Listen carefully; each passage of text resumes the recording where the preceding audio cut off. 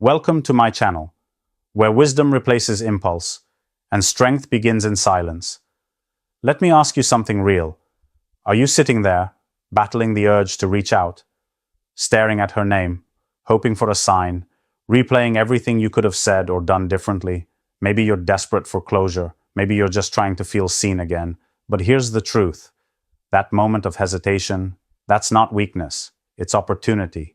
It's the fork in the road where you either give in to emotion or step into your evolution. You can send the message. You can chase. You can explain yourself.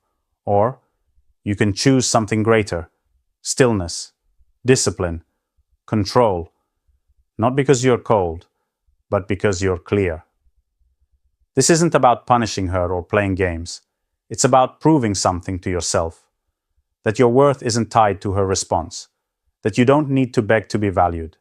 That you are a man who holds the line, even when it hurts.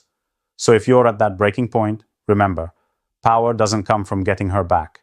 It comes from not losing yourself. Stay centered, stay grounded, because you are the message. Let's dive in. Sign number 1, the real reason you can't stop texting her. That ache in your chest, the tight feeling in your throat, the way your mind loops the same thoughts on repeat. You want to reach out, say something, anything. It feels like if you don't, you'll explode. But here's what's really happening beneath all that noise. Your mind is searching for closure. It's trying to calm the storm by grabbing onto the one thing it knows, her. You're not weak for feeling this. You're human. That urge to text? It's your brain begging for relief. It wants certainty, it wants safety, and it thinks maybe, just maybe, her response will give you that. But let's be honest. Deep down, you already know it won't.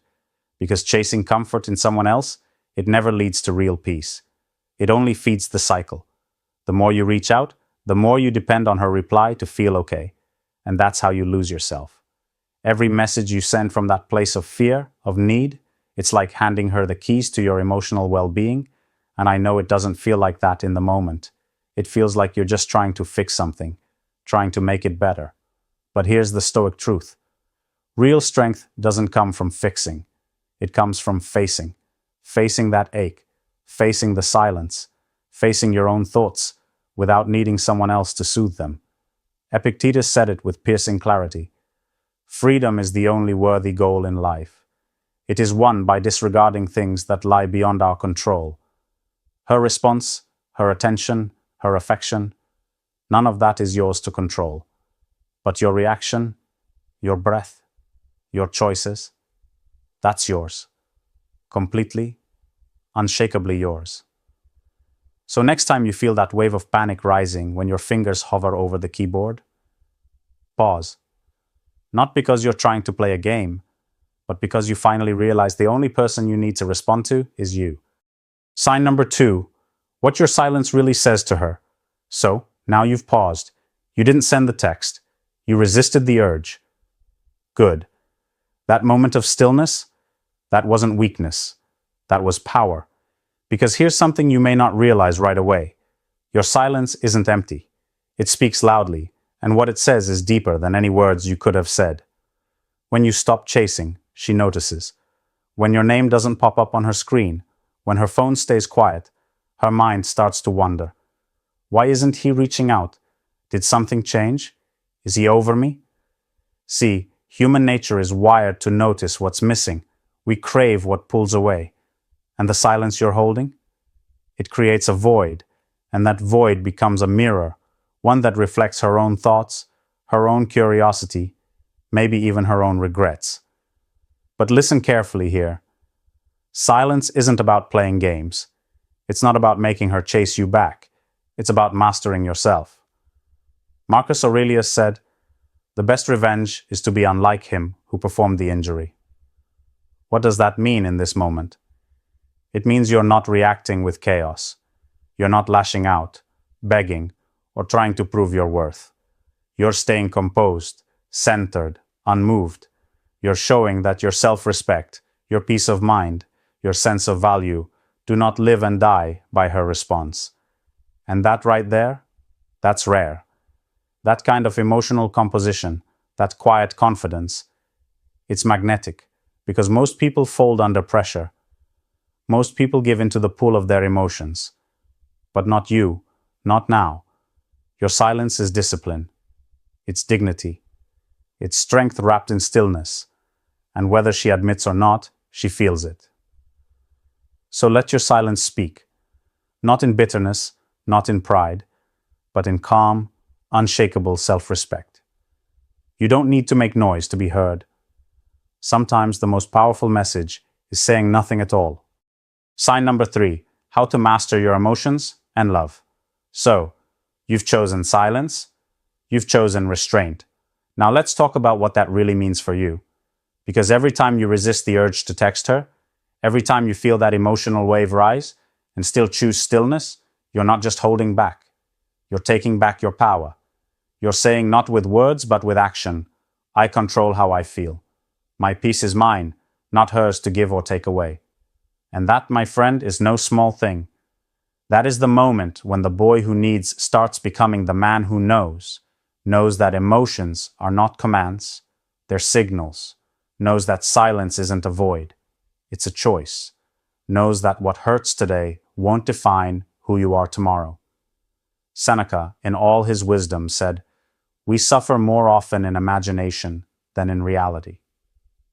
Think about that. So much of what you're feeling right now, the fear, the anxiety, the restless wondering, isn't caused by what she did. It's caused by what you're imagining. You're playing out worst-case scenarios in your mind. You're trying to read between lines that were never written. You're creating storms in your head when reality is often a lot quieter. So next time your fingers start drifting toward that message bar, next time you hear your mind whispering, just text her, just check in, just one message, break, breathe, and remember that moment of restraint. It's not you backing down. It's you rising up. You're retraining your nervous system. You're rewiring your patterns. You're reclaiming emotional control that maybe you've never had before. And that is how real transformation begins. You're no longer driven by panic. You're guided by principle. You're no longer begging for peace. You're building it, brick by brick, with every calm decision you make. So be proud of that, because in a world full of men who react, you're becoming the man who responds with wisdom. Sign number 4, why chasing her only pushes her away. So now you understand the power of discipline over desperation. But let's take it deeper. Let's talk about why chasing doesn't bring her closer.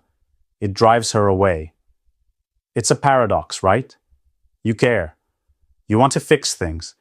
You think, if I just show her how much she means to me, maybe she'll come back. So you text, you double text, you explain, you apologize for things she never even brought up. You keep showing up, hoping she'll see your heart. But the more you chase, the more she pulls away. It's like trying to hold water in a tightened fist. The tighter you squeeze, the faster it slips through, because chasing carries a message, even if you don't say it out loud. My happiness depends on you. And that kind of energy? It doesn't feel like love. It feels like pressure. It's heavy. It's unnecessary. And whether she realizes it consciously or not, she wants to step back from it, because attraction needs space. It needs mystery. It needs breathing room to grow. And chasing suffocates that space. Here's what the Stoics knew and what we're remembering now. You can't force closeness. You can only invite it. And when you stop chasing, when you finally let go, something powerful begins to shift. She notices the silence. She notices your energy has changed. And for the first time, maybe in a while, she starts wondering why. Why isn't he reaching out anymore? Is he over it? Did he move on? You've gone from being predictable to being a mystery, from anxious to anchored. And here's the thing. You didn't do it to manipulate her. You did it to respect yourself. You stopped chasing not because you stopped caring, but because you finally realized you are not meant to beg for connection. You are meant to stand in your worth and let those who recognize it come forward willingly. So, let's go. Let her feel the absence. Let her sit with the silence. Let her notice that shift in energy. Because when you stop chasing, you create space, not just for her to think, but for you to rise. Sign number 5, becoming the man she can't shake. You've stopped chasing. You've chosen stillness over desperation. Now let's talk about what it means to truly embody that shift, because here's what most men don't realize. Women aren't drawn to chaos. They're not pulled in by panic or pleading. They're drawn to men who are steady, men who are grounded, men who feel deeply but move calmly. Not because they're cold, not because they've shut off their hearts, but because they've mastered what they feel. You want to be that kind of man? Then imagine this. You are a mountain. The storm rages, thunder crashes, rain pours, winds howl, but the mountain stands unmoved, unbothered, unshaken. That's you. You're not immune to emotion. You're just not ruled by it. And that energy, that quiet strength, it sets you apart because most men, they crumble. They react. They spiral. They let every unread message unravel their sense of self. But you've started to choose differently, and that difference is everything. It's the shift from needing her to choosing yourself, from proving your worth to knowing it.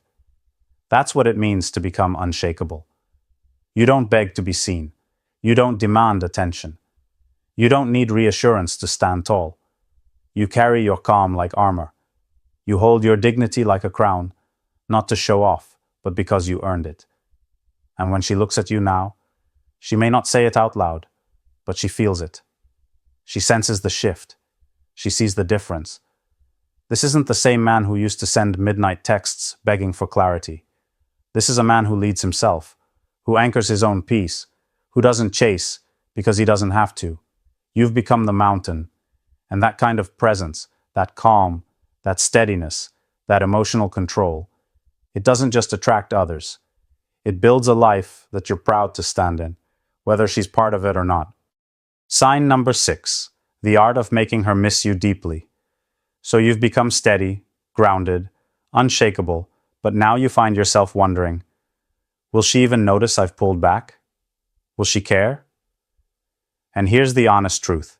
She can't miss you if you never leave space to be missed. You want her to feel your absence? Then stop filling every silence with your presence. Stop lighting up her phone like a fire alarm. Stop trying to keep the connection alive with constant effort. Let the fire breathe. If you keep smothering it with attention, it won't burn brighter. It'll die. Let go of the belief that love grows in noise. It doesn't. It grows in space, in the quiet moments where someone has the chance to reflect, to wonder, to notice what's no longer there. If you're always texting, always checking in, always showing up, she never gets the chance to feel the shift, to question what your silence means, to ask herself if she took your presence for granted, and maybe she did. That's not for you to chase. That's for her to realize on her own. Marcus Aurelius said, "The more we value things outside our control, the less control we have." And he was right. You can't control whether she misses you. You can't control how she feels, but you can control what you do. You can choose to step back with grace.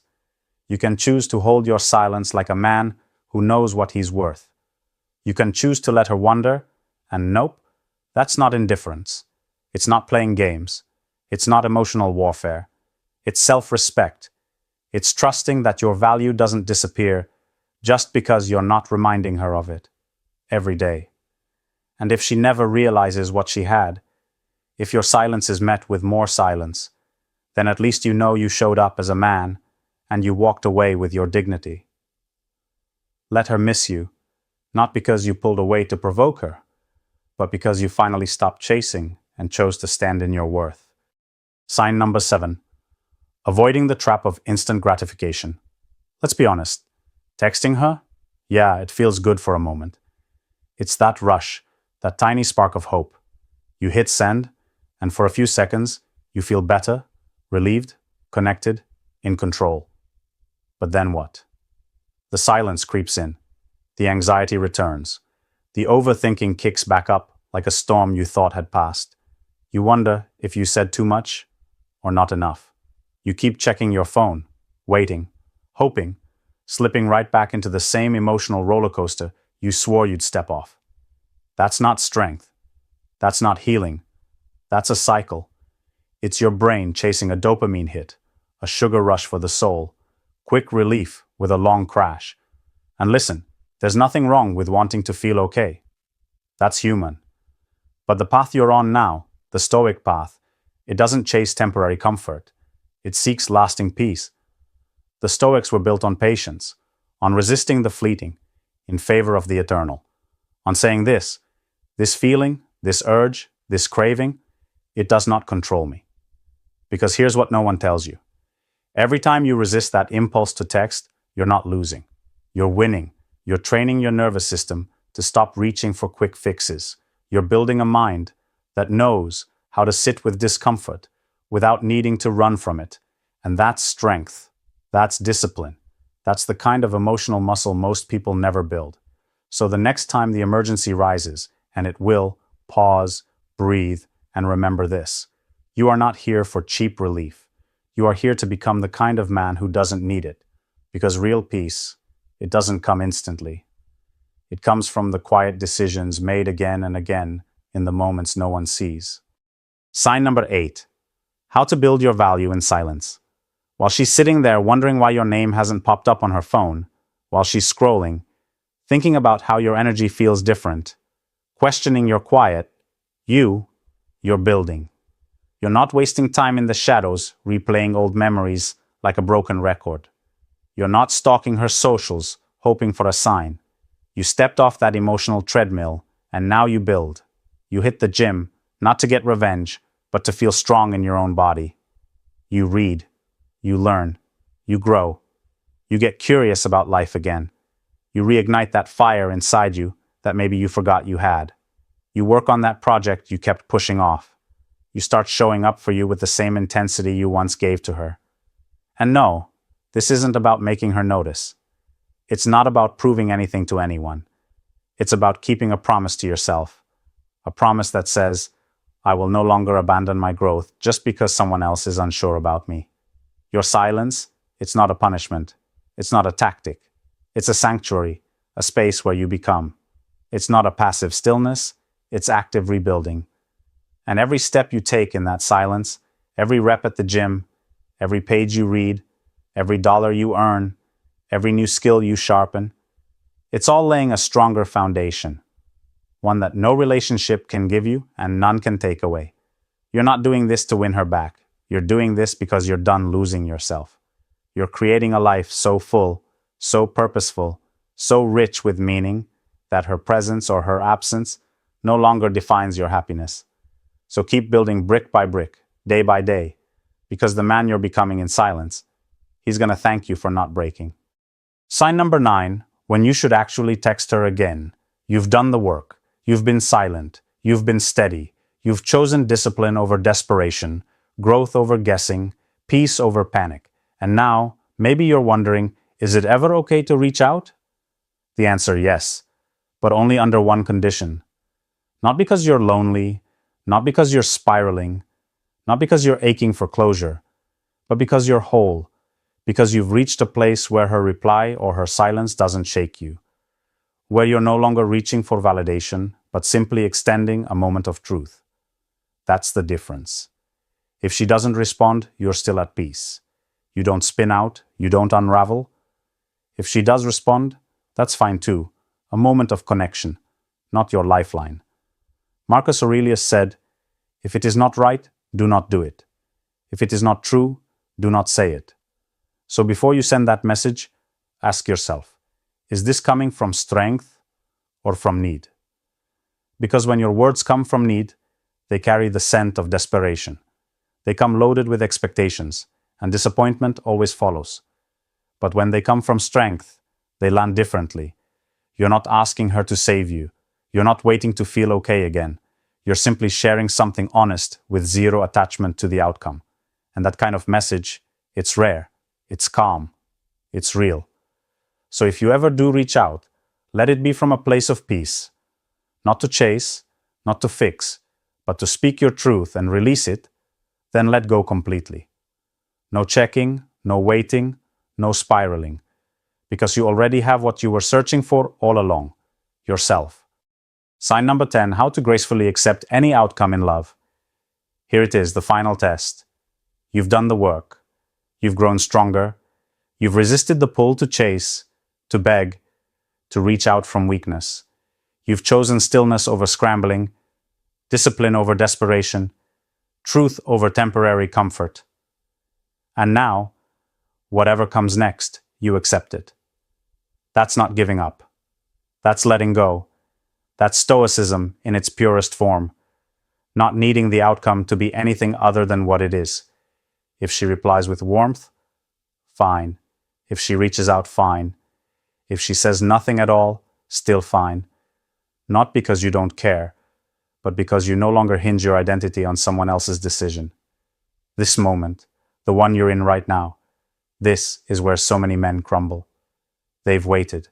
They've worked on themselves, but deep down, they were still hoping, still holding out for that message. And when it doesn't come, they spiral. But not you, not this time, because you've built something real, inner peace. You've learned to walk through uncertainty without needing constant reassurance. You've learned to love yourself in the silence. You faced the hardest truth, that your worth was never supposed to be determined by her response. And so now, no matter what she says or doesn't say, you remain grounded, calm, clear. You don't chase love anymore. You embody it. You don't beg for connection. You stand open but whole. You've broken free from the emotional leash, and that's freedom. So if she walks away, you let her with peace in your heart. If she comes back, you meet her, not as the man who begged, but as the man who became, because this was never about getting her back. It was always about getting yourself back. Before you text her again, pause. Ask yourself, is this coming from fear or from strength? From insecurity or from self-respect? Because this isn't just about not sending a message. It's about becoming the kind of man who no longer needs to. The kind of man who doesn't chase peace because he embodies it. Who doesn't beg to be chosen because he already chose himself. Your power, your value, your peace of mind, they've been inside you this whole time. And no one, not her, not the past, not your emotions, gets to take that from you again. So if this message hits home, type it in the comments. I am in control of myself. Say it for you. Say it for the man you're becoming. And if you're ready to keep walking this path of calm strength and quiet confidence, thanks for joining us here today. Stay strong, stay grounded, and until next time, keep cultivating your inner strength. See you in the next video.